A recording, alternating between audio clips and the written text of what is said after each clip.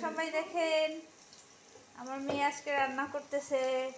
কি রান্না করবো বাবা?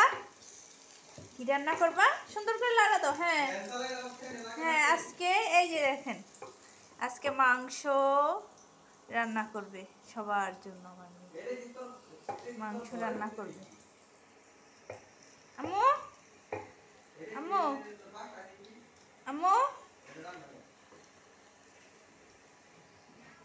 ওরে আল্লাহ, রান্না করতে করতে হরান হয়ে গেছে। রান্না করতে করতে হরান হয়ে গেছে। বাজা হয়েছে না মা? হলুদ মরিচ দাও আব্বু, হলুদ মরিচ দাও। এই যে ব্যথা বাবা,